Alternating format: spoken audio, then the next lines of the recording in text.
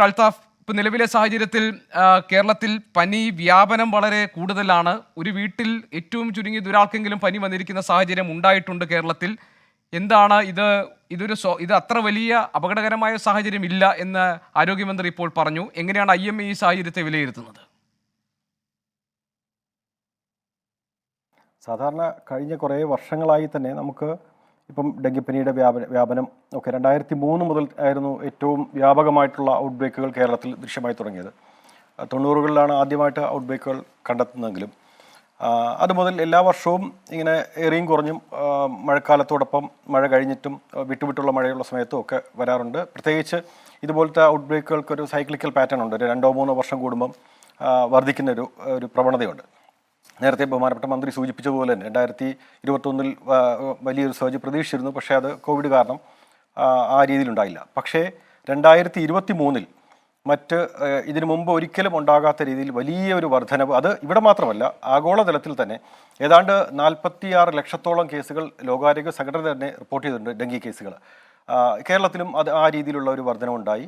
അതുപോലെ മരണനിരക്കും വളരെ കൂടുതലായി. ഈ വർഷം നോക്കുമ്പം ചരിത്രത്തിൽ ഇന്ന് വരെ ഇല്ലാത്ത ഒരു വളരെ അപ്രതീക്ഷിതമായ, അല്ലെങ്കിൽ കാലാവസ്ഥയിൽ വന്ന ഒരു വ്യതിയാനം കൊണ്ട് കൂടി ആയിരിക്കാം, ഏതാണ്ട് 1 കോടി കേസുകൾ ഈ 6 മാസം കൊണ്ട് തന്നെ റിപ്പോർട്ട് ചെയ്ത് കഴിഞ്ഞു ലോകം മുഴുവനായിട്ട്, 80-ലധികം രാജ്യങ്ങളിലായിട്ട്.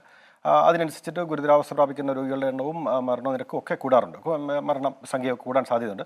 കേരളത്തിലും തീർച്ചയായിട്ടും അതിൻ്റെ ഒരു പ്രതിഫലനം നമുക്ക് കാണാം. പ്രത്യേകിച്ച് ഈ കഴിഞ്ഞ കുറേ കാലങ്ങളായിട്ട് അതിന് അനുയോജ്യമായ ഒരു പരിസ്ഥിതി നാം ഫേസ് ചെയ്യുന്നുണ്ട് എന്നുള്ളതുകൊണ്ട് ഈ വിട്ടുവിട്ടുള്ള മഴ, അതുപോലെ തന്നെ മാലിന്യ സംസ്കരണത്തിൽ ഉണ്ടാകുന്ന പ്രശ്നങ്ങളും വീടും പരിസരവും ഒക്കെ നമ്മൾ ഈ രീതിയിൽ കൊതുകിൻ്റെ വളർച്ചയ്ക്ക് അനുയോജ്യമായ സാഹചര്യം സൃഷ്ടിക്കുന്നത്, ഇതെല്ലാം തന്നെ ഡെങ്കി വളരെ വ്യാപകമായിട്ട് പടരാനുള്ളൊരു സാധ്യത ഉണ്ടാക്കുന്നുണ്ട്. ഇനി അതോടൊപ്പം ഇപ്പോൾ ഇവിടെ പറഞ്ഞ കാര്യങ്ങളിൽ ഡെങ്കി മാത്രമല്ല, നമുക്കിപ്പോൾ ഈ വർഷം ഒരു ഏറ്റവും അലാമിങ് സിറ്റുവേഷൻസ് ഒന്ന്, അതുപോലെ ഇപ്പോൾ ഹെപ്പറ്റൈറ്റിസ് A വളരെ വ്യാപകമായിട്ട് ഇതിനു മുമ്പ് കഴിഞ്ഞ വർഷങ്ങളിലൊന്നും തന്നെ ഇല്ലാത്ത രീതിയിൽ, പ്രത്യേകിച്ച് കഴിഞ്ഞ ഒരു 8-10 വർഷം മുമ്പ്, കഴിഞ്ഞ 8-10 വർഷമായിട്ട് വളരെ കുറവ് കേസുകൾ മാത്രമേ റിപ്പോർട്ട് ചെയ്തിരുന്നുള്ളൂ. ഈ വർഷം ഇപ്പോൾ തന്നെ ഏതാണ്ട് 12,000-13,000 കേസുകൾ റിപ്പോർട്ട് ചെയ്ത് കഴിഞ്ഞു.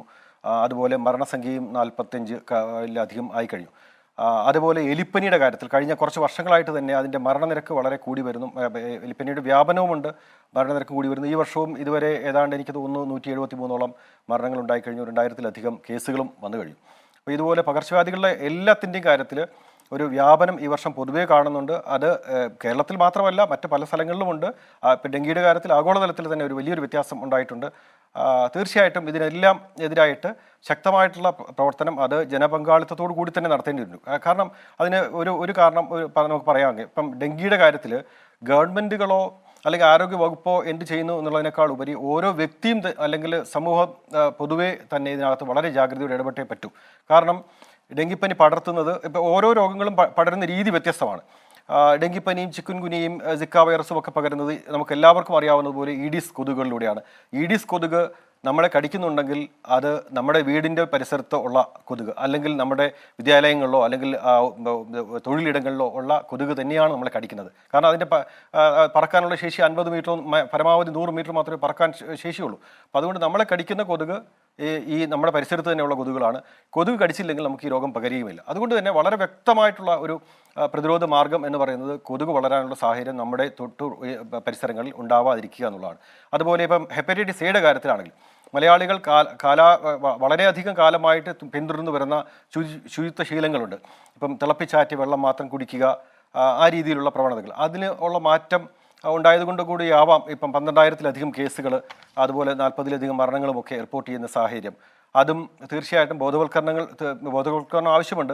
അതോടൊപ്പം കാലാവസ്ഥയിൽ വന്ന് ഈ വർഷം ഉണ്ടായ വരൾച്ച, പല പ്രദേശങ്ങളിലും കടുത്ത വരൾച്ച നേരിടേണ്ടി വന്നു. അത് കഴിഞ്ഞിട്ട് പെട്ടെന്നുള്ള മഴ, അത് കൂടുതൽ ജലശേഖരങ്ങളും ജലാശയങ്ങളെയും മലിനമാക്കുന്ന സാഹചര്യമുണ്ടായി. അത് ഈ രോഗം പെട്ടെന്ന് പടരാനുള്ള സാഹചര്യം ഉണ്ടായി. ഇപ്പോൾ എലിപ്പനിയുടെ കാര്യത്തിലാണെങ്കിൽ നമുക്ക് കൂടുതൽ മറ്റൊരാശങ്കയുള്ള, അതിന് ഫലപ്രദമായിട്ടുള്ള മരുന്നുണ്ട്, പ്രതിരോധിക്കാനുള്ള മരുന്നുണ്ട്, ചികിത്സിക്കാനുള്ള മരുന്നുണ്ട്. ഇത് രണ്ടും ഉണ്ടായിട്ട് പോലും നമുക്ക് ഇത്രയും മരണസംഖ്യ ഉയരുന്നത് തീർച്ചയായിട്ടും അതിൻ്റെ ഒരു ഗുരുതരാവസ്ഥയാണ് കാണിക്കുന്നത്. അതിൽ കൂടുതൽ കാര്യക്ഷമമായ ഇടപെടൽ നമുക്ക് ആവശ്യമുണ്ട് എന്നുള്ളതാണ് സൂചിപ്പിക്കുന്നത്. ഇപ്പം പ്രധാനമായിട്ടുള്ള രോഗങ്ങളെക്കുറിച്ച് പറയുമ്പം ഇത് ഓരോന്നിനും വ്യത്യസ്തമായ സ്ട്രാറ്റജികളാണുള്ളത്. അതിനനുസരിച്ചുള്ള ഇപ്പോൾ എലിപ്പനിയുടെ കാര്യത്തിൽ ഈ എലിപ്പനി ഈ തൊഴിലിൻ്റെ ഭാഗമായിട്ട് ഇപ്പം ഓടയും തോടുകളും ഒക്കെ വൃത്തിയാക്കാൻ ഇറങ്ങുന്ന തൊഴിലാളികൾ അല്ലെങ്കിൽ കർഷക തൊഴിലാളികൾ അങ്ങനെയുള്ളവർക്ക് മുൻകരുതൽ നടപടികൾ എന്നുള്ള നിലയ്ക്ക് കിംബോ പ്രൊഫൈലാക്സിസ് ഡോക്സിസൈക്ലിൻ നമുക്ക് മുൻകൂട്ടി നൽകാൻ നേരത്തെ ബഹുമാനപ്പെട്ട മന്ത്രി സൂചിപ്പിച്ച പോലെ തന്നെ കൊടുക്കാവുന്നതാണ്.